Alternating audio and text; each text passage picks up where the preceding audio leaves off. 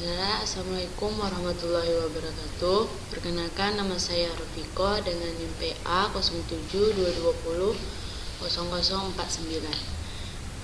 Di sini saya akan menjelaskan dari tugas administrasi dan manajemen pendidikan yang diampu oleh Ibu Mawaddah MPD. Langsung saja, di sini saya akan menjelaskan pengaruh skripsi dari Lutfiana Anjarsari yang berjudul Pengaruh Kualitas Pelayanan Administrasi Pendidikan terhadap Kepuasan Konsumen di Lembaga Bahasa Pendidikan Profesionalia Cinere Depok. Langsung saja ke bab 2, yaitu A. Deskripsi teoretik. Yang pertama, administrasi pendidikan. Terdapat beberapa orang yang mengartikan administrasi pendidikan sebagai kegiatan ketatausahaan yang bersangkutan dengan tulis-menulis. Anggapan tersebut tidaklah salah, namun terdapat pengertian secara luas mengenai administrasi pendidikan. Yang A. Pengertian administrasi pendidikan. Menurut Pupuh Faturrahman dan A.A. Suryana, pada dasarnya administrasi pendidikan adalah suatu media untuk mencapai tujuan pendidikan secara produktif, yaitu efektif dan efisien. Oleh karena itu, kriteria administrasi pendidikan adalah produktivitas pendidikan yang dapat dilihat pada prestasi atau efektivitas pada proses, suasana, atau efisien.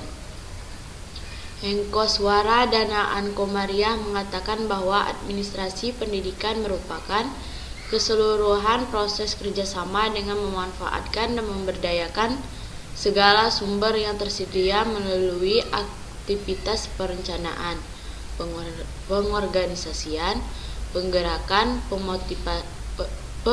pemotivasian, pengandalian, pengawasan, dan supervisi, serta penilaian untuk mewujudkan sistem pendidikan yang efektif, efisien, dan berkualitas. B. Prinsip-prinsip administrasi pendidikan. Yang A. Prinsip efisiensi. Yang B. Prinsip pengelolaan. C. Prinsip pengutamaan tugas pengelolaan. D. Prinsip kepemimpinan yang efektif. E. Prinsip kerjasama. C. Fungsi administrasi pendidikan. Yang A. Fungsi perencanaan. B. Fungsi pengorganisasian. C. Fungsi penggerakan. D. Fungsi pengkoordinasian. E. Fungsi pengarahan. F. Fungsi pengawasan. D. Ruang lingkup administrasi pendidikan. Administrasi kurikulum meliputi pembukuan atau pendataan, jumlah mata pelajaran, waktu jam yang tersedia, jumlah guru beserta pembagian jam pelajaran, jumlah kelas, penjadwalan, buku-buku yang dibutuhkan, program semester, evaluasi, program tahunan, kalender pendidikan. Yang B. Administrasi ketenaga pendidikan atau kepegawaian meliputi kumpulan surat lamaran dan penerimaan pegawai, mutasi, surat keputusan, surat tugas, berkas-berkas tenaga kependidikan, daftar umum kepegawaian, dan sebagainya. Yang C. Administrasi kesiswaan meliputi brosur dan formulir pendaftaran siswa baru, buku pendaftaran siswa baru beserta lampiran persyaratannya.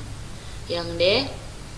Administrasi sarana dan prasarana pendidikan melalui buku perencanaan pengadaan barang, buku pembagian dan penggunaan barang atau inventaris, buku perbaikan barang, dan buku tukar tambah maupun penghapus barang. Yang E. Administrasi keuangan atau pembiayaan meliputi keuangan pendaftaran siswa baru, uang gedung atau sumbangan pengembangan pendidikan, uang seragam, uang peralatan sekolah, uang SPP, uang kegiatan rutin. F. Administrasi perkantoran meliputi surat masuk, surat keluar, ekspedisi, buku tamu, buku-buku penting yang terkait penyelenggaraan pendidikan.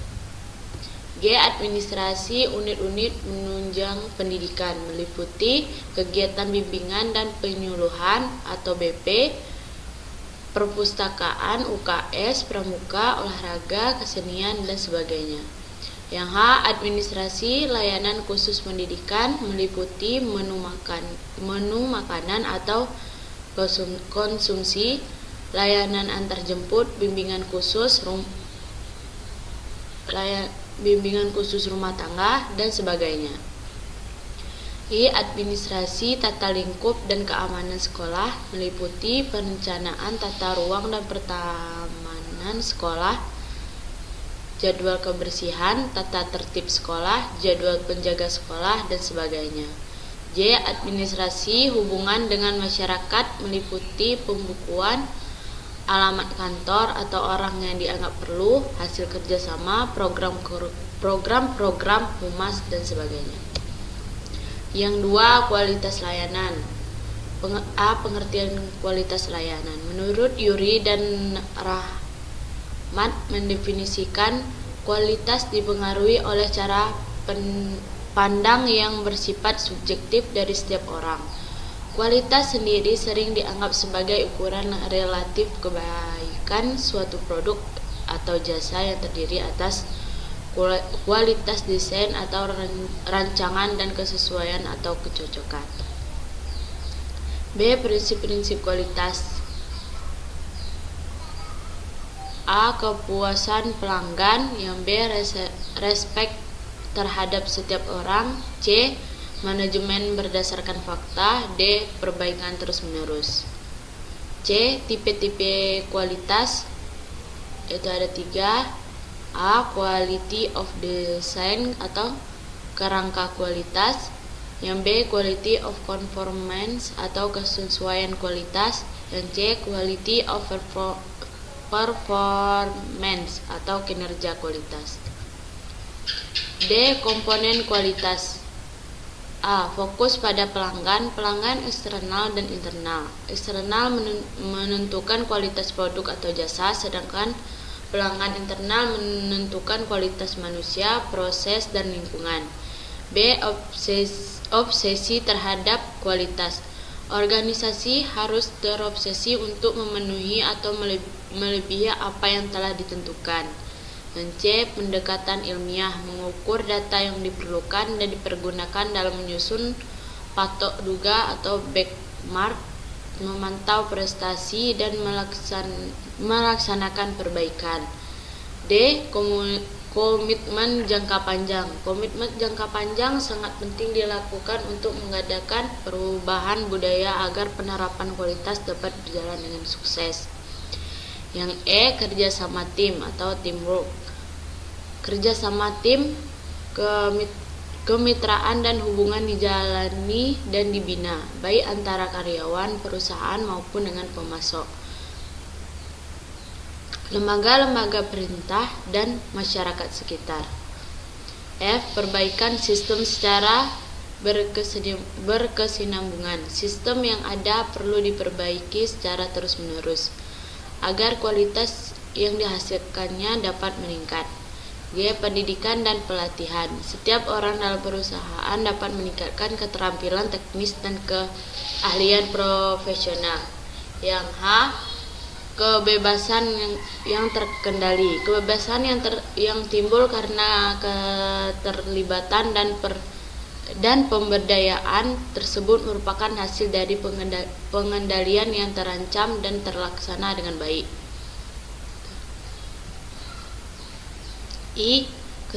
Kesatuan tujuan. Setiap usaha harus memiliki tujuan yang sama. J. Adanya keterlibatan dan pemberdayaan karyawan. Manfaat dalam keterlibatan karyawan yaitu berdampak baik dan memiliki rasa tanggung jawab atas keputusan karyawan tersebut. E. Pengertian pelayanan. Menurut Moenier, pelayanan hakikatnya adalah serangkaian kegiatan, karena itu ia merupakan proses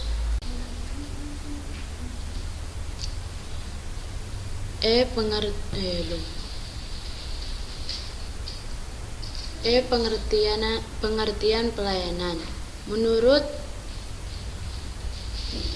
Moynier, pelayanan hakikatnya adalah serangkaian kegiatan, karena itu ia merupakan proses. Sebagai proses, pelayanan berlangsung secara rutin dan berkesinambungan, meliputi keseluruhan kehidupan orang dalam masyarakat.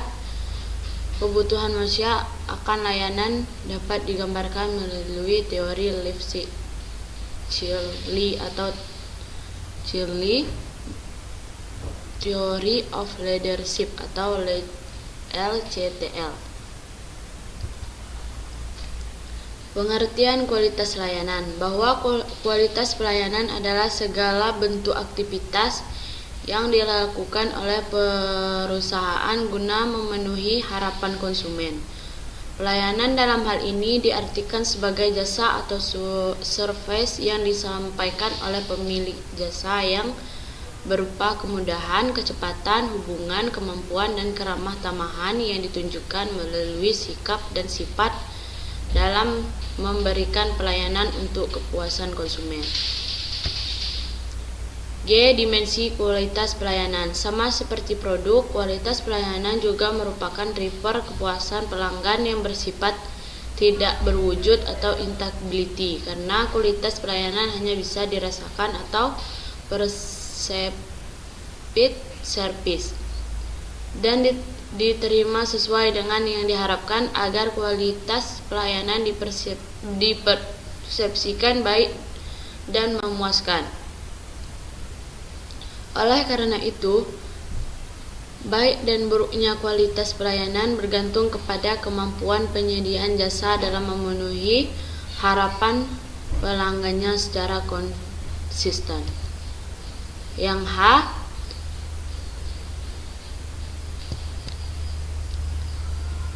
Kesenjangan dalam penyajian pelayanan. Yang A. The knowledge gap atau kesenjangan pengetahuan adalah perbedaan antara apa yang menurut manajemen senior diharapkan oleh pelanggan dengan kebutuhan aktual dan harapan konsumen. 2. Policy gap. Kesenjangan kebijakan adalah perbedaan antara pemahaman manajemen terhadap ekspektasi pelanggan dan standar kualitas yang ditetapkan untuk penyajian pelayanan. Yang C. The delivery gap atau kesenjangan penyajian adalah perbedaan antara standar pelayanan yang ditetapkan dan kenyataan kinerja tim penyaji serta pelayanan operasional di lapangan. D. The communication gap. Kesenjangan penyajian adalah perbedaan antara apa yang dikomunikasikan perusahaan dan apa yang diterima oleh para pelanggan. E. The perception gap atau kesenjangan persepsi adalah perbedaan antara apa yang disampaikan kepada pelanggan dan apa yang pelanggan rasa telah mereka terima, atau karena mereka terkadang tidak dapat mengevaluasi kualitas pelayanan dengan akurat. F. The service quality gap. Kesenjangan kualitas pelayanan adalah perbedaan antara apa yang pelanggan harapkan untuk mereka terima dan persepsi mereka terhadap pelayanan yang sebenarnya disampaikan. 3. Kepuasan konsumen. Yang A. Pengertian konsumen. Konsumen adalah setiap orang pemakai barang atau jasa yang tersedia dalam masyarakat, baik bagi kepentingan diri sendiri, keluarga, orang lain, maupun makhluk hidup lain, dan tidak untuk diperdagangkan. B. Pengertian kepuasan konsumen. Kepuasan pelanggan telah menjadi konsep sentral dalam wacana bisnis dan manajemen. Pelanggan merupakan fokus utama pembahasan mengenai kepuasan dan kualitas pelayanan. Oleh karena itu, pelanggan memegang peranan cukup penting dalam mengukur kepuasan terhadap produk maupun pelayanan yang diberikan perusahaan. Menurut Nasution, kepuasan konsumen adalah suatu keadaan di mana kebutuhan, keinginan, dan harapan pelanggan dapat terpenuhi melalui produk yang dikonsumsi. C. Faktor-faktor kepuasan konsumen. Yang A. Nilai-nilai kerja. Yang B. Kejujuran. Dan C. Tanggung jawab. D. Dedikasi dan komitmen. E. Semangat kerja. F. Keterampilan berkomunikasi. Yang G. Penguasaan teknologi informasi. H. Supervise atasan. D. Karakteristik konsumen. A. Demografik. B. Preferensi pembelian produk. C. Persepsi manfaat produk bagi konsumen. D. Gaya hidup konsumen. E. Elemen program kepuasan pelanggan. A. Barang dan jasa berkualitas. Relationship marketing. Program promosi loyalitas. Fokus pada pelanggan terbaik atau best customer. E. Sistem penanganan komplain secara efektif. F. Jaminan tanpa syarat atau unconditional grantees. Yang G. Program membayar untuk kinerja atau pay for performance. B. Hasil penelitian yang relevan. Terdapat penelitian relevan yang menjadi acuan dalam penelitian ini. Berikut ini adalah dipaparkan penelitian terhadap yang terdahulu yang berkaitan dengan penelitian ini. Di antaranya, penelitian yang dilakukan Afrohan Saputra jurusan Ilmu Pengetahuan Sosial. Yang kedua, penelitian yang dilakukan oleh Mira Amelia jurusan Manajemen Fakultas Ekonomi dan Bisnis Universitas Diponegoro 2012 dengan judul Analisis Pengaruh Kualitas Pelayanan Terhadap Kepuasan Siswa dalam Mengikuti Kursus di Lembaga Bimbingan Belajar. 3. Penelitian yang dilakukan oleh Hasnawati jurusan Ekonomi Islam Fakultas Syariah dan Ekonomi Islam IAIN Antasari tahun 2014 dengan judul Pengaruh Kualitas Pelayanan Jasa Kursus Bahasa Inggris LBPP LIA Banjarmasin terhadap Kepuasan Konsumen LBPP LIA Banjarmasin. Yang C. Hipotesis penelitian. D. Kerangka berpikir.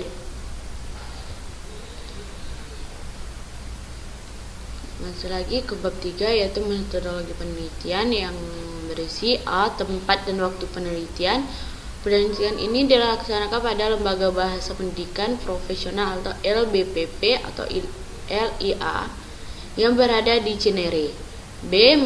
Metode dan desain penelitian. Metode penelitian pada dasar merupakan cara ilmiah untuk mendapatkan data dengan tujuan dan kegunaan tertentu. Dan C. Populasi dan sampel. Pertama, populasi. Populasi adalah himpunan keseluruhan karakteristik dari objek yang diteliti. Pengertian lain dari populasi adalah keseluruhan atau totalitas objek psikologis yang dibatasi oleh kriteria tertentu. 2. Sampel. Sampel adalah suatu prosedur yang menyebabkan sejumlah elemen khusus digambarkan dari kerangka sampel atau sampling frame yang mewakili daftar aktual elemen-elemen yang mungkin dalam populasi. D. Teknik pengumpulan data. Teknik pengumpulan data bertujuan untuk mendeskripsikan keadaan sebenarnya yang terjadi di lapangan melalui informasi dari subjek informasi yang mengetahui dan berkaitan dengan kualitas pelayanan.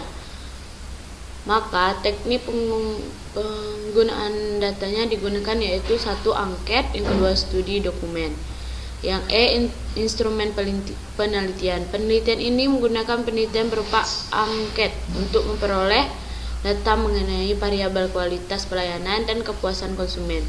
Selanjutnya, untuk pengukuran instrumen angket menggunakan skala Likert. Skala Likert digunakan untuk mengukur sikap, mengukur sikap. Skala Likert digunakan untuk mengukur sikap, pendapat, dan persepsi responden terhadap fenomena sosial.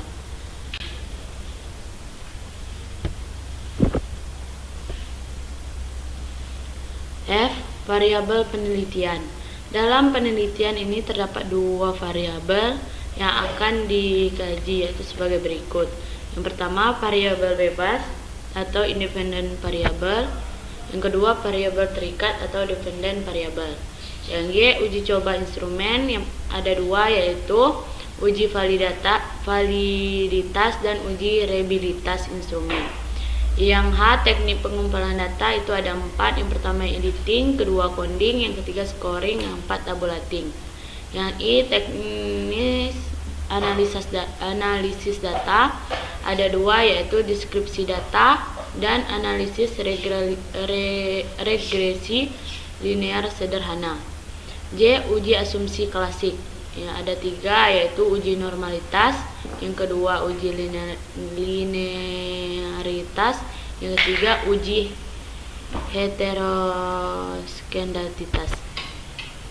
Yang K, uji hipotesis, yaitu ada 2, uji parsial dan uji koefisien determinasi. Baiklah, sekian pembahasan dari saya. Yang lebih dan kurang saya mohon maaf. Saya akhiri. Wassalamualaikum warahmatullahi wabarakatuh.